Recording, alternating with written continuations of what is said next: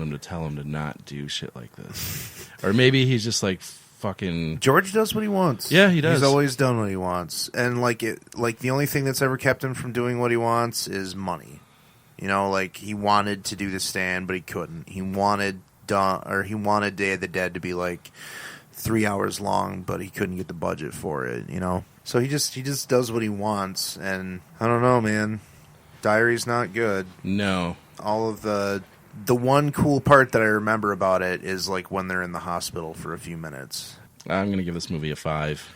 I give it like a 5.75. I don't know. I got to see it in theater. That was kind of neat. Even if it was bad, I went and saw it at the Flint Institute of Arts. It was a pretty small run, so... And then 2 years later, his last film, Survival of the Dead. And unfortunately, it probably will be his last film. Yeah, he has nothing going on in his credits right now. Well, he's like... 81 years old. Yeah, he's not doing anything else. And Randy said, like, when we met him, he looks like he might have cancer or something. He's very thin. We watched some interviews today of him not even 4 years ago, and he still has some pudge on him, and, like... Not at all did he was just like skin and bones when we met him. And Survival of the Dead, I would say, is his worst film of all time. Aside from the stuff that I haven't seen, which I guess is only There's Always Vanilla.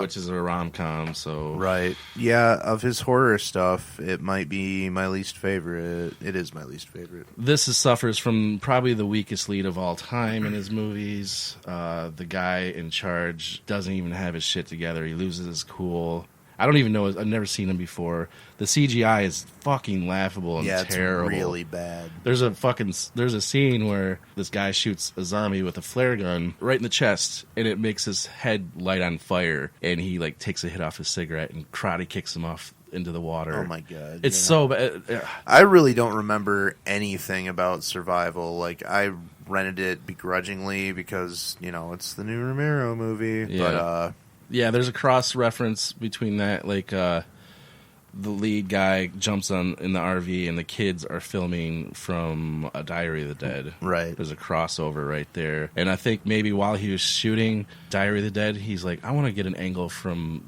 these guys' perspective also. Then maybe he wrote... The looters that loot the RV. Yeah. Yeah. It is, it's a very sad film. Well, I think that, like, you know, everybody always... I hear a lot of people talk about how it would have been cool if he'd have made a Dead movie that was just, like, a prequel about the biker gang that loots the mall in Dawn. Okay. So I think that maybe this was his, like, oh, well, I've got these looters from Diary. Maybe I can do a little movie about them. I don't know, man. There was some looting in land, though. I'm just trying to, like, fucking... explain this away somehow. It's been a while since you've seen it. I'm giving this movie a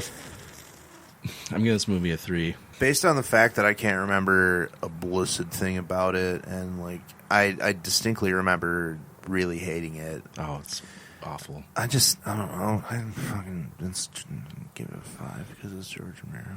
Yeah, I giving it a 3, and it's still George Romero. It says a lot of how he shouldn't have tainted his Dead trilogy. No, if he would have stopped at Land, at least. Yeah, if he would have stopped at Land, he'd have gone out on a somewhat high note. Yeah. A lot of people, like horror franchises, they'll pick, you know, Halloween or whatever. And I never really thought about it till about a month ago. No one ever mentions the Dead trilogy as like a franchise. They don't have reoccurring characters. Yeah, it's not a linear thing. Yeah, it's not. It's just the same universe. Yeah. But if someone's going to ask me what my favorite horror franchise is, it would have been the Dead franchise. But yeah, up until like Land came out. But there's no other franchise. Well, you might say Phantasm, but there's no other franchise that has 3 great fucking movies. Oh, there's plenty. Psycho. Oh, Psycho. Yeah, I'm sorry. But Psycho 4 wasn't all that great either. No, not especially. Nightmare on Elm Street, Friday the 13th. They weren't great. 3 great Nightmare on Elm Streets? Great. Yeah, the first 3 are great. No, they're not great. I think they're great. 3 is a little hokey. 3 it's still is better good. than 2. Yeah, but it's hokey. That's when the comedy starts coming in. A little bit. But that's when it all There's shifted. a little bit of comedy in the second one. There's a little bit of comedy in the first one. It's just not as, like, cornball, you know? Yeah, but can you say honestly that I'm your boyfriend now, Nancy. night? That was really good. I didn't even use the effects. Can you say that night, dawn, and day? Can you say that 3 of them are as good as those? 3 Nightmare on Elm Streets are as good as those? No, 3? absolutely not. Yeah, that's what I'm saying. These are great. Those are just good, in my opinion. Maybe the first Nightmare might like creep up on Night of the Living Dead. Yeah. But not the second or the third. So yeah, I would probably just say the Dead trilogy is my favorite franchise. But yeah, I don't know. I guess that's it for George Romero. I don't know how to end this.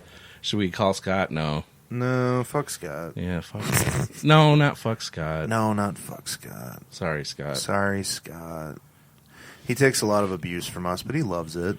It's not really bad abuse, though. No, it's not like we're like, lighting him on fire or fucking... Yeah, it's not Jackass-style abuse. No. And he rolls with it. Well, could you imagine Scott if he didn't roll with it and really got upset with us?